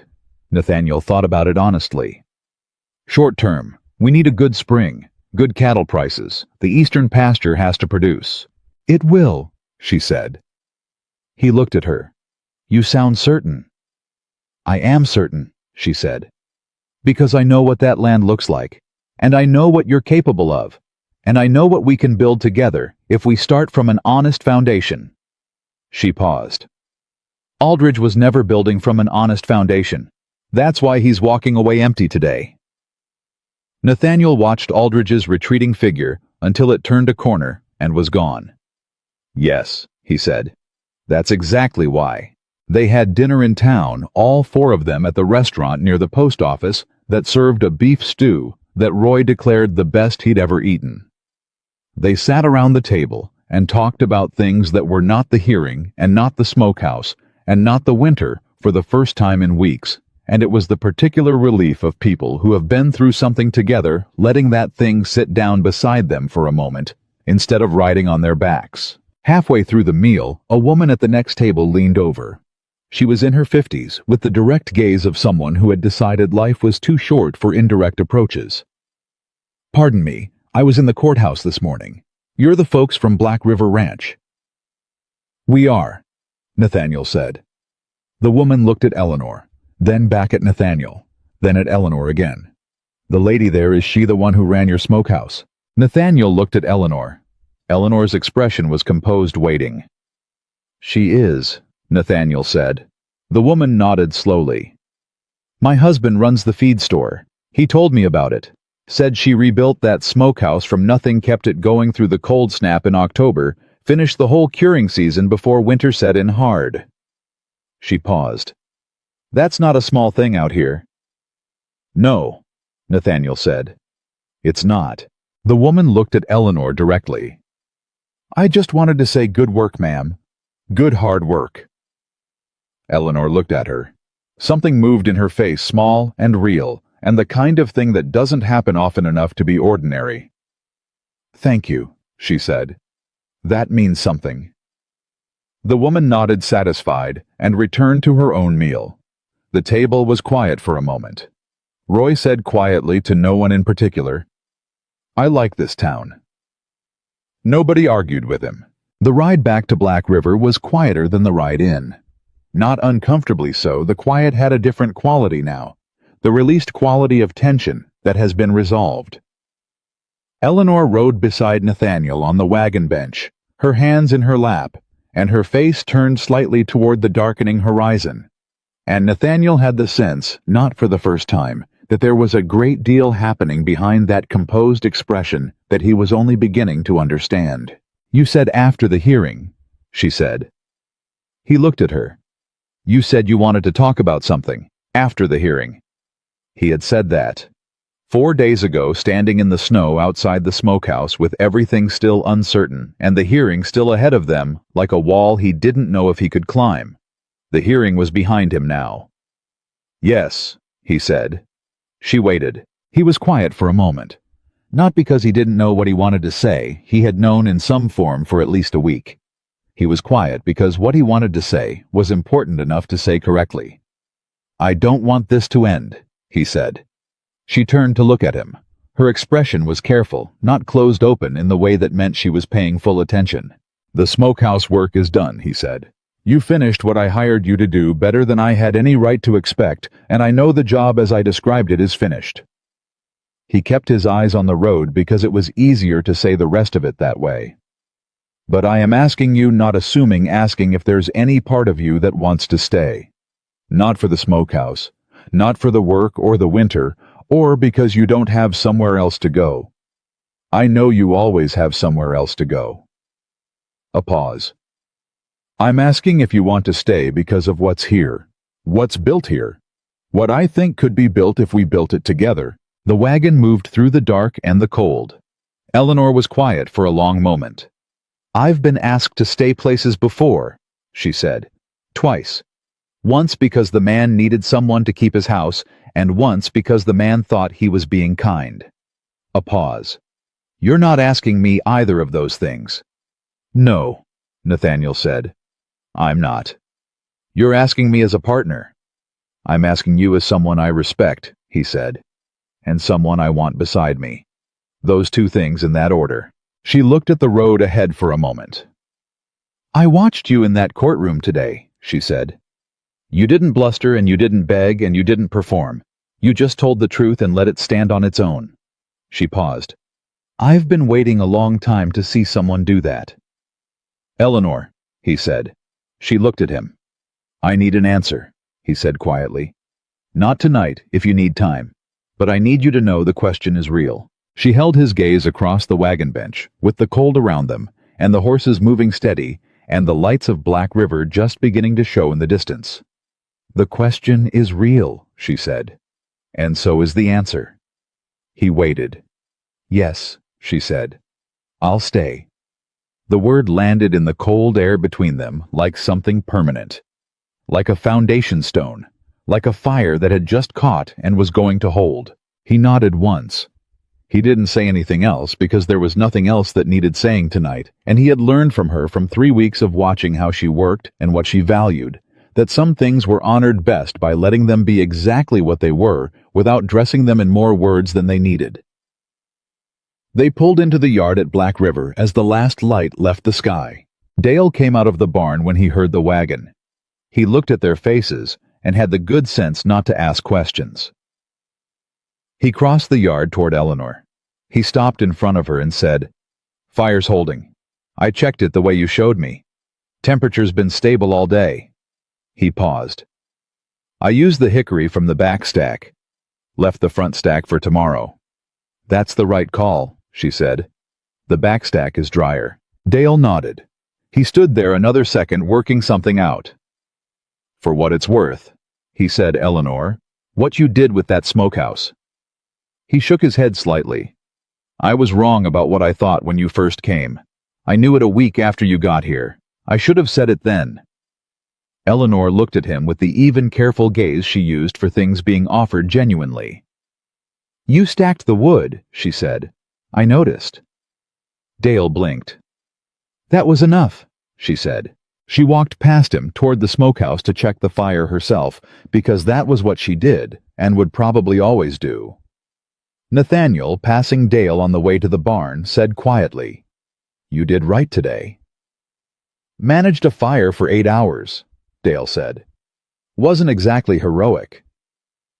"It was exactly what was needed," Nathaniel said. That counts. He went into the barn, and Eleanor went into the smokehouse, pulled open the door, and checked the banked fire. It was exactly where she'd left it. Low-contained, holding steady through the cold. Exactly right. The winter settled in for real the week after the hearing. Not the tentative cold that had been testing the edges of things since October.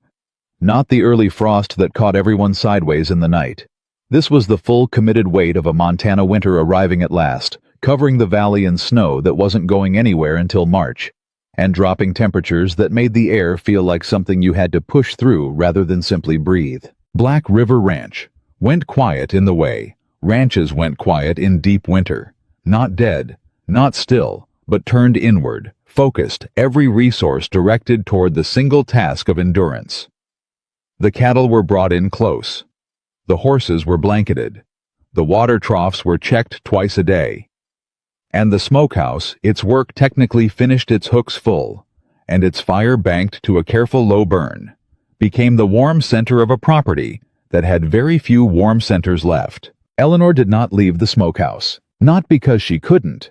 She had said yes. She had said it plainly on the wagon bench with the cold around them and the lights of the ranch coming into view. And it was real. And she knew it was real. And Nathaniel knew it was real. But the smokehouse was still where she understood herself best. It was where she had built something that mattered, where the work had proven what she'd always known about herself and never quite been able to make the world acknowledge. She still tended the fire every morning and every evening with the same attention she'd given it when everything depended on it, because the habit of excellence was not something she could simply set aside because the immediate crisis had passed. Nathaniel understood this without being told. He came every morning with 2 cups of coffee. He sat on his crate. They talked. Not about the ranch's finances, though. Those were real and ongoing, and the spring would bring its own tests. Not about the future they'd agreed to, at least not in so many words.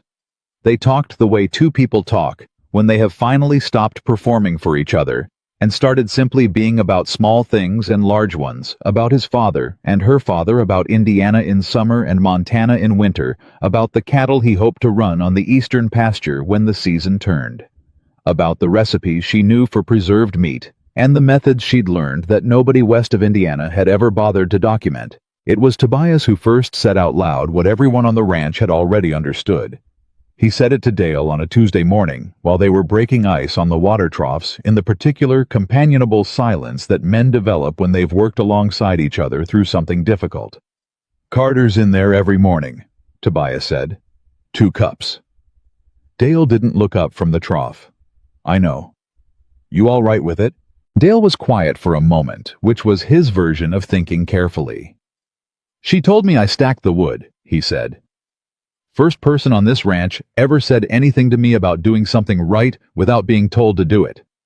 He broke through another patch of ice. "Yeah, I'm all right with it." Tobias nodded. That was all either of them said. The days had a rhythm now that they hadn't had before.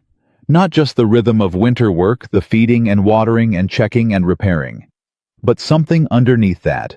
Something that had to do with the way Eleanor had quietly reorganized the way the ranch thought about itself. She hadn't done it on purpose. She hadn't done it at all exactly. It had happened around her, the way a fire in a hearth reorganizes the behavior of everyone in the room, without actively doing anything except burning. Roy had started writing things down. Not orders, not instructions, observations. The way the cattle moved in cold weather versus mild. The way the east pasture drained compared to the west. The way certain fence posts held better than others depending on how deep they'd been driven. He had a notebook he'd bought in town on a trip he hadn't explained, and he filled it with the kind of careful, curious attention that Eleanor had modeled without ever suggesting he try it. Clement, who had never in his life discussed the future of anything with anyone, asked Nathaniel one evening after supper whether there was any chance of expanding the herd by summer. Nathaniel looked at him. "Where is this coming from?" Clement looked at his coffee. "Eleanor said the east pasture could run twice what we've got. I've been thinking about it." Nathaniel was quiet for a moment. "We'd need capital," he said. "I know," Clement said. "I'm just asking if it's being thought about." It's being thought about, Nathaniel said. Clement nodded and finished his coffee and went to bed, satisfied with the answer. In the way that practical men are satisfied by confirmation that someone is taking the right things seriously. The twist came from the direction nobody had been looking. It came in the form of a letter, another one which arrived on a Thursday in December, not from the Territorial Land Office this time, but from a law firm in Helena. Nathaniel read it at the kitchen table, while Eleanor sat across from him with her hands around a coffee cup and watched his face the way she watched things that were changing while she looked at them. He set the letter down. "What is it?" she asked. "Art Pickford died," he said. She was very still for a moment. "When?" "2 weeks ago. His daughter wrote to the firm handling his estate." Nathaniel looked at the letter again, not reading it, just looking at it. "She found correspondence in his effects that he wanted delivered to me personally after his death. The firm is asking where to send it." "Is it about the boundary?" Eleanor asked. "I don't know yet." He folded the letter and set it aside. But Art was meticulous. Whatever he left, it was intentional. He wrote back to the firm that afternoon. The package arrived 10 days later, wrapped in oilcloth and tied with cord, with Art Pickford's handwriting on the outside in the careful, deliberate script of a man who had learned to write at a time when writing was considered a privilege. Inside was a deed, not to the disputed pasture land. To the northern parcel, the 40 acres that had been Art Pickford's land, the property adjacent to Black River's eastern boundary, the land Art had sold in 1879 when he moved to the county seat. Art Pickford had bought it back. Sometime in the last 5 years, quietly, without mentioning it to anyone, including Nathaniel Art, had tracked down the current owner of his old northern parcel, negotiated a private sale, and registered the deed in his own name. And in his will he had left it to Black River Ranch. The accompanying letter in Art's handwriting was 3 paragraphs long. The first explained what he had done, and why that the land was good. Land always had been good land, and that it belonged logically with the Carter property. The second paragraph was shorter. "Your father was a good man. I am glad to have known him. I hope this is useful." The third paragraph was 1 sentence. "Take care of that eastern pasture. It's the best grass in the valley, and you've earned the right to use it." Nathaniel read it twice. Then he set it on the table and said nothing for a long moment. Eleanor, who had read it over his shoulder, also said nothing. She sat down across from him and put her hands flat on the table and looked at him with the full attention she saved for moments that required it. "He knew," Nathaniel said finally. "Before the hearing. He knew he was ill. He'd already arranged this." "Yes," Eleanor said quietly. "He rode 2 days in the cold to testify, and he already knew." Nathaniel stopped. She reached across the table and put her hand over his. Not a gesture of performance, just presence. The same way she'd put 2 fingers against his wrist in the courtroom. Just contact. Just "I'm here." He turned his hand over and held hers. 40 acres, he said. "Combined with the eastern pasture, that's enough to run the herd you want," she said. "And more if the spring is good." He looked at her. "You knew he had that land." "I didn't know," she said. "But I thought about it. When you told me about him, what he said about your father, the winter of 1862, splitting the stores. Men like that don't stop keeping accounts. He was settling something." She paused. "He wanted to be sure the ranch was all right, after he was gone." "He told me not to thank him," Nathaniel said. "Then don't," she said. "Bring the ranch through. That's what he asked for." He looked at her for a long moment. "I owe you a proper conversation," he said. "Not on a wagon in the dark, a real one." "About what specifically?" "About the partnership I mentioned, what it actually means, what I'm offering." He paused. "And what I'm hoping you'd want from it, if you were being completely honest about what you need." She was quiet for a moment. "All right," she said. "Talk." He talked. He told her about the debt first, because it was the thing most people in his position would have hidden, and he refused to hide it from her. He told her exactly what Black River owed who it owed it to, and what the realistic timeline for paying it looked like, given the cured stores, the eastern pasture, and now the 40 acres from Art Pickford's estate. He told her what a good spring would look like, and what a bad spring would look like, and what the difference meant in practical terms. She listened without interrupting. When he finished the financial part, he stopped. She said, "Now tell me what you actually mean by partnership." He looked at her directly. "Equal standing. Your name on the decisions that matter. Your knowledge as the foundation of what we build, not an afterthought to it. The smokehouse becomes a real operation, not just winter preservation. You mentioned methods that nobody west of Indiana had documented. I want to change that. I want it to be something people come here for." He paused. "And I want you to be here. Not as an employee, not as a hand, as the person this place belongs to, the same way it belongs to me."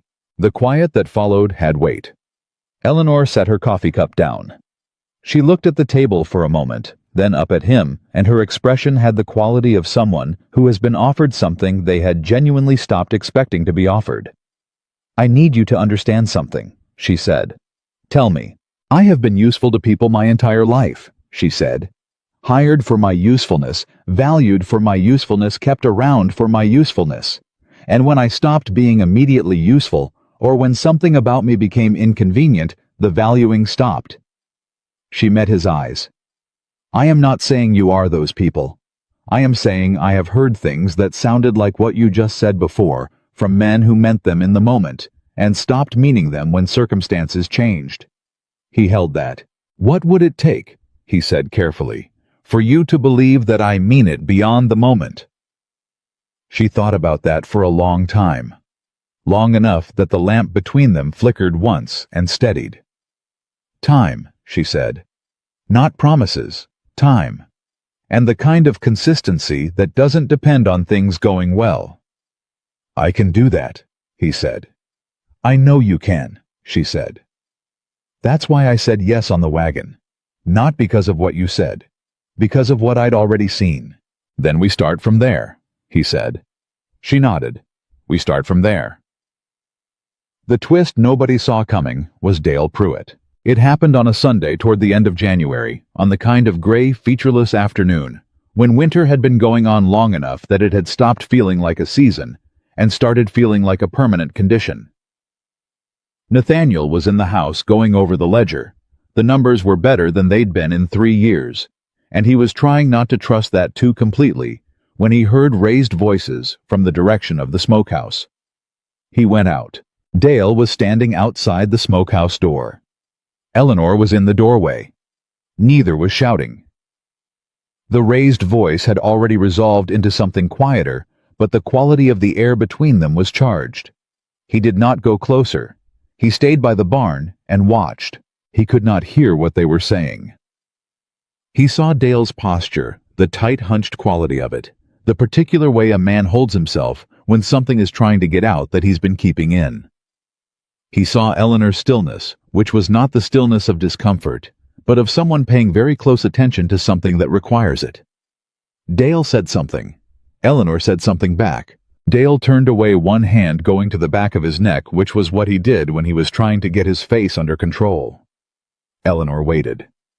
After a moment, Dale turned back. He said something else. Eleanor nodded and stepped back from the doorway, and Dale went in. Nathaniel went back to the ledger. He asked her about it that evening when the rest of the hands were at supper. What happened with Dale today? She was quiet for a moment. He came to apologize. A real one, not the wood-stacking kind. He looked at her. He told me he had a sister, she said. Heavier than me, older. She died 3 winters ago, some illness that he thought she might have gotten through faster if people had taken her seriously sooner. If doctors had looked past her size and seen a sick woman instead of what they expected to see. She paused. He said that when I first came, he looked at me and saw what happened to her. Not me. Her. And he was angry at me for it, which he knows doesn't make any sense. Nathaniel was quiet. He cried, she said. A little. He would hate that I'm telling you that. I won't say anything. I know. She looked at the fire. He's a good man underneath the places where he's been hurt. Nathaniel thought about that. You said yes to that pretty fast. I'm good at seeing it, she said simply, because I've needed people to see it in me. He looked at her for a long moment. You are extraordinary, he said. Plain. Not a compliment performing itself, just a fact he was tired of not saying directly. She looked at him. Her expression was careful in the way she received things that landed somewhere she'd kept protected for a long time. I'm experienced, she said. Those aren't mutually exclusive, he said.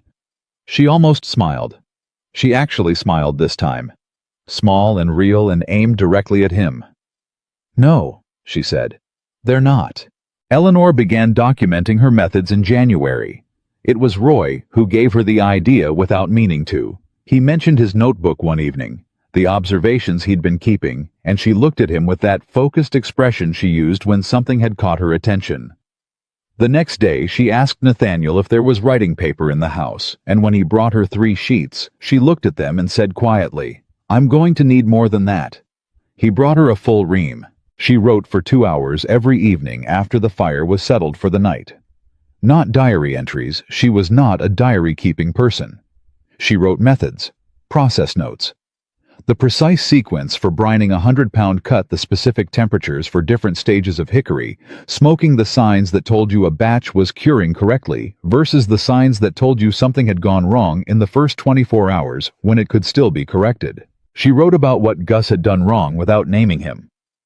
She had figured it out from the residue in the firebox and the old brine marks on the walls, and what the corrected approach looked like and why. She wrote everything her father had taught her in Indiana in a smokehouse that had run for 22 years without a single batch lost. Nathaniel read the first pages on a Thursday evening. He read them standing up because he'd picked them up meaning to glance at them and then couldn't put them down. Eleanor, he said. These are extraordinary. She turned and looked at him with the expression she used when she had been given a compliment she was deciding whether to accept. They're accurate, she said. They're more than accurate. There are ranchers from here to the territorial border who lose meat every winter because nobody taught them what you knew when you were 10 years old. He held up the pages. This changes that. She looked at him for a long moment. That was the idea, she said quietly. He set the pages down carefully. When you're ready to share it, I want to help you, however that looks. Whether it's a pamphlet or teaching, or I don't know yet what the right form is. But this matters beyond us. Eleanor turned back to the stove. He could not see her face, but he saw the way her shoulders changed very slightly. The way someone's posture changes when they have heard something they needed to hear and decided to let themselves have it without arguing. All right, she said. The neighbor came on a Wednesday in late January. His name was Fisher Carl Fisher, 12 miles southeast of Black River, running a smaller operation for 8 years, a decent man, without being anything more than that.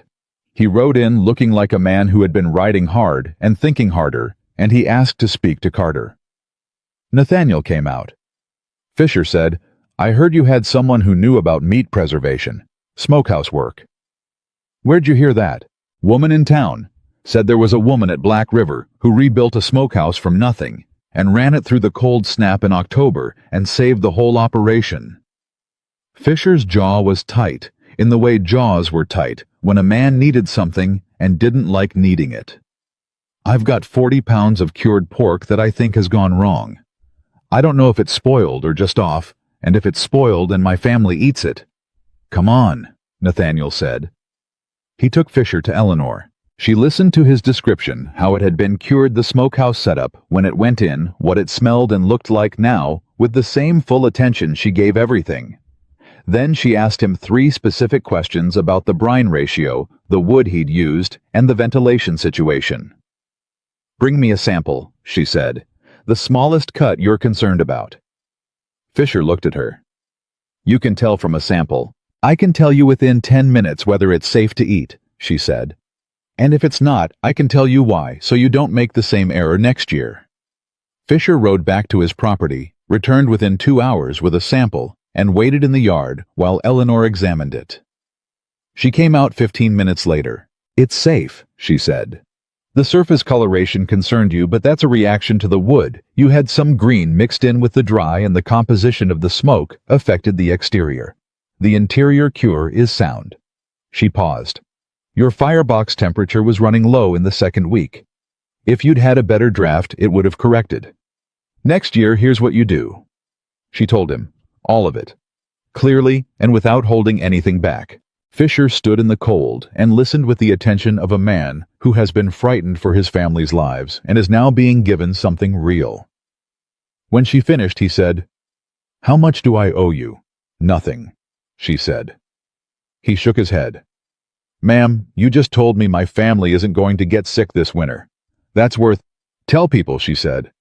"If you know ranchers who are losing meat to bad curing, tell them there are better methods. That's worth more to me than money." Fisher looked at Nathaniel. Nathaniel said nothing, because there was nothing to add. Fisher rode out. At the gate, he stopped and turned back. "Carter," he said. "Fisher. You're a lucky man." Nathaniel looked at Eleanor, who had already turned back toward the smokehouse. "Yes," he said, "I am." Fisher was not the last neighbor to come. Over the remaining weeks of winter, 3 others made the trip to Black River, with questions about curing methods, smokehouse setup, brine formulas. Eleanor answered all of them fully without gatekeeping. In the same spirit, she wrote her methods each evening, because knowledge that sat in one person's head and went no further was not doing the work it was capable of doing. Nathaniel mentioned it to her one evening. "You know you could charge for this," he said. "I know," she said, "and you're choosing not to." "For now," she said. "When it becomes something more formal, when we have documentation worth selling, when there's a real operation here worth pointing people toward, then yes. But right now what I'm building is reputation. And reputation doesn't cost anything to give away. It comes back to you in ways money doesn't." He looked at her. "Your father teach you that too?" "No," she said. "That one I learned the hard way." He did not ask her to elaborate, but he remembered it. On the worst night of the cold, when the temperature fell so far that Nathaniel woke at 2 in the morning with the feeling that something required his attention, he dressed and went to the smokehouse. Eleanor was already at the firebox. She had added wood 40 minutes before the temperature inside had stabilized. The cured meat was fine. "You should sleep," he said. "So should you," she said. He sat on his crate. She handed him a cup of coffee she had made too. He held it and looked at her in the lamplight. This woman who had arrived at his gate in October, with a mended coat and a lifetime of knowledge and a quality of stillness in her face that had taken him 3 weeks to understand, was not passivity, but something far more difficult to achieve. "I want to register the partnership formally," he said, "before spring, with the territorial office. Your name on the property." She was quiet for a moment. "That's a significant thing to offer," she said. "I know what it is," he said. "That's why I'm offering it now in February, when nothing is easy and nothing is certain, and you'd have every reason to think I was doing it because things were going well." He looked at her steadily. "I'm doing it because it's right, because you earned it, and because I don't want there to be any ambiguity about what you are to this ranch and to me." The fire burned between them. Eleanor looked at it for a long moment. "My father always said," she began and then stopped. "What did he say?" Nathaniel asked quietly. "He said that the only promises worth making are the ones you make when it's hard to make them." She looked at Nathaniel. "February is hard." "Yes," he said. "Then yes," she said. "Register the partnership." He nodded. Neither of them said anything else for a while. The fire did what it had always done, burned low and steady, and exactly where it needed to be, the way it had since the first night Eleanor Whitaker had walked into an abandoned smokehouse with nothing but a rusty key and a lifetime of knowledge, and decided that the bones were good and the work was worth doing. Outside, the Montana winter pressed on. Inside, the fire held, and for the first time in 4 years since Margaret's death, since the slow unraveling began, since the credit line and the empty smokehouse, and the hands who quit, and the land dispute that was supposed to finish. What time had started? Nathaniel Carter sat in a warm room beside a steady fire next to a woman who had chosen to stay, not because she had to, but because she had decided this place was worth staying for. He did not take that lightly. He intended never to take it lightly. The lamp burned low. The snow fell outside soft and steady over a ranch that was going to make it. Spring came to Black River Ranch the way it came to most places in Montana, not gently, not all at once, but in argument with the winter that had held everything in its grip for 5 months. There were warm days followed by hard freezes mud that thawed and refroze and thawed again. Mornings that smelled like green coming through, and afternoons that reminded you not to get ahead of yourself. Nathaniel registered the partnership on the 14th of February. He did not make a ceremony of it. He rode into town with Eleanor beside him, on the wagon bench, went to the Territorial Records Office, signed the documents in front of the clerk, and watched while the clerk copied Eleanor Whitaker's name onto the deed for Black River Ranch in his careful official hand. The clerk looked up when he was done. He looked at Eleanor, then at Nathaniel, then back at Eleanor with the expression of a man rearranging his expectations in real time and finding the process mildly startling. "Congratulations," he said. He seemed to mean it. "Thank you," Eleanor said.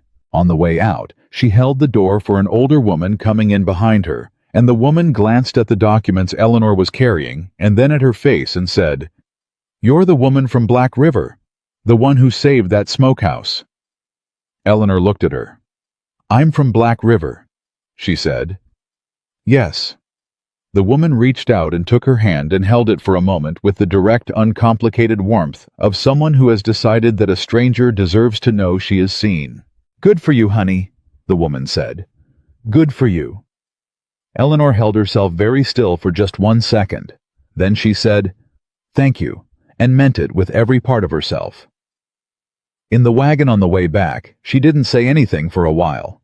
Nathaniel didn't push. He had learned over these months when Eleanor's silences wanted company, and when they wanted to be left alone to finish themselves. This one finished itself after about a mile. "That woman didn't know anything about me," Eleanor said. "She just knew the story." "That's enough," Nathaniel said. "It shouldn't be," she said. "Knowing a story about someone isn't the same as knowing them." "No," he said, "but it's a start. It's people choosing to see something other than what they assume." She was quiet again for a moment. "My father would have liked it here," she said.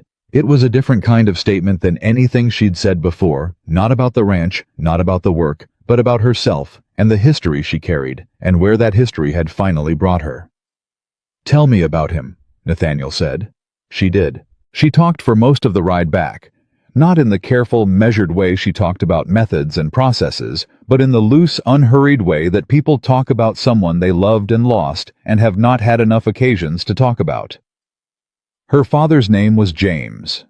He had come to Indiana from Virginia when he was 22, with a set of tools and a recipe book, and the stubborn certainty of a man who knew what he was good at.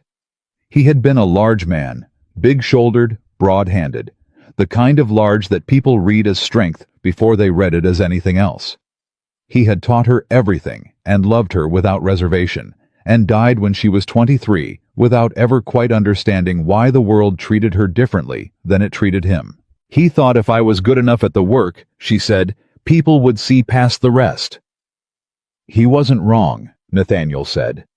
"He was slow," she said, not bitterly, just accurately. "It took a lot of being good enough before anyone noticed. And some people never did." "I noticed," Nathaniel said. She looked at him. "Late," he added. "I want to be honest about the late." "You noticed," she said. "That's the part that counts." They pulled into the yard at Black River to find all 4 hands waiting at the barn, not lined up, not formal about it, just there, the way people ended up in a place when something was happening that they felt they ought to be present for. Dale said, "How'd it go?" Nathaniel looked at Eleanor. Eleanor said, "It's done. The deed's registered." Tobias said, "So that's official." "That's official," she said. There was a pause that had warmth in it, which was something pauses on a working ranch did not usually have. Clement said, "Supper's going to be late because Roy forgot to put the beans on." Roy said, "I got distracted." "By what?" Dale said. I was writing something down, Roy said, slightly defensive. Nobody made fun of him for it. Which was its own kind of change from the ranch that had existed in October. It was a Thursday morning in late April when Nathaniel Carter said the thing he had been building toward since October. Not in the smokehouse, not by the fire. He said it in the east pasture, where they had walked out together to check on the new grass in the early morning when the day hadn't fully declared itself. Eleanor crouched down and pressed her palm flat against the ground. Still cool, still damp from the night, but green. Genuinely, unmistakably green in a way that meant the season had committed itself. "It's going to be a good year," she said. "Yes," he said. "It is." She stood and looked at him. He was already looking at her. She had learned over these months to read the specific quality of his attention when he was working through something, when he had worked through something and reached a conclusion, and when he had decided he was done, being careful about something altogether. This was the third kind. "Nathaniel," she said. "I want to ask you something," he said. "I want to ask you properly. Not in a wagon in the dark, not in the middle of something else. Here." He paused. "Will you marry me?" The east pasture was very quiet. A long moment passed, the kind that has weight, because what comes after it will change the shape of everything. "I told you I wasn't going anywhere," she said. "I know," he said. "I'm asking you to stay differently." She looked at him. The man who had stood outside a general store in October and almost made a different choice. Who had sat on a wooden crate beside a fire every morning for 5 months and asked real questions and listened to real answers. Who had put her name on a deed in February because it was right, not because it was easy, and who had said her father's name belonged on the acknowledgement page without pausing to think about it. "Yes," she said. Just that. Clean and complete and without reservation. He took a breath. She looked at him with the expression she'd been slowly learning to let herself have, the one that wasn't careful, that didn't protect anything, that simply said, "I am here, and I am glad to be here, and I have stopped waiting for the reason it won't last." "Good," he said. His voice was lower than usual. "Good." She took his hand. They stood in the east pasture in the April morning on land that had been contested and defended, and was now by every measure that mattered theirs. And neither of them said anything, because there was nothing that needed saying that the moment wasn't already saying for them. The smokehouse documentation was finished in March, and the pamphlet was printed in May. 200 copies bound in light blue covers that the printer's wife had chosen because she said a woman's work deserved to be seen from across the room. Eleanor held the first copy for a long time before she opened it. On the acknowledgement page in the printer's clean type, it read, "In memory of James Whitaker, who taught everything that follows. With gratitude to Nathaniel Carter, who gave the work a place to matter." She ran her thumb across her father's name. Nathaniel stood beside her and did not say anything, because some moments did not need words added to them. The letter from Billings had arrived in April from a woman named Margaret Doyle, who ran a practical journal circulating among ranching families in the territory. She had heard about the Black River smokehouse documentation from Fisher, who had apparently been telling the story to everyone he encountered. She wanted to publish excerpts. She wanted to interview Eleanor directly. She wanted, in her own words, to make sure the women of this territory understood that the methods and the knowledge and the history belonged to them as much as to the men who usually wrote these things down. Eleanor had taken the letter into the smokehouse and stood beside the fire with it for an hour. When Nathaniel found her, she was sitting on her stool with her hands in her lap. "Roy told me," he said. She looked up. "What are you thinking?" he asked. "I'm thinking that my father spent 22 years doing this work," she said, "and nobody wrote a single word about it. He was good, and he was honest, and he knew more about this trade than most men who got written about, and he died, and the knowledge almost died with him." She paused. "And then I came here, and you gave me a key." Her voice was level. What was behind it was not. "You're going to write back to her," he said. "Yes. And your father's name will be on it." "And your name," she said quietly. "If that's all right. The man who gave a woman the chance to do the work." He thought about the bench outside the general store. A woman sitting in the cold, reading his notice, folding it, and holding it out to him when he stopped. The 2 seconds he had stood there and almost said something different.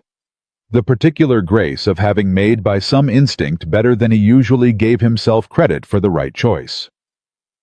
"That's all right," he said. Roy said it at supper a week after the proposal, when everyone at the table already knew, because Eleanor wore a ring, and Nathaniel had stopped finding reasons not to stand close to her in the yard. Roy said it to Dale quietly, but not quietly enough. "You know what I've been thinking about," Roy said. "No," Dale said. "That first day, when she came, you said—" Roy stopped. "You know what you said." Dale looked at his plate. "I know what I said. And now she's half owner of the place. She's got a publication in Billings writing about her methods. She's marrying the boss and ranchers are riding 12 miles to ask her questions." Roy shook his head slowly. "We almost missed all of this. Over something that had nothing to do with anything." Dale was quiet for a long moment. "I know," he said. "People are idiots," Roy said, without judgment, just as an observation. "Yes," Dale said. "We are." Nathaniel, who had heard all of it, looked across the table at Eleanor, who had also heard it, and was looking at her coffee, with the small private expression of a woman who has been through enough to find a specific peace in the acknowledgement of how much almost went wrong. She caught his eye. He shook his head slightly. She smiled.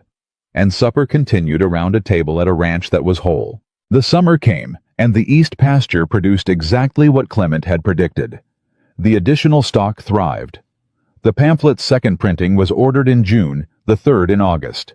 Fisher, true to his word, had told everyone he knew, and those people had told everyone they knew, and the name Eleanor Whitaker had begun to travel through the territory in the way that names travel when attached to something genuinely useful, not with fanfare, but with the steady accumulation of one person telling another, until the name was simply part of the common knowledge of a place. Ranchers came to Black River.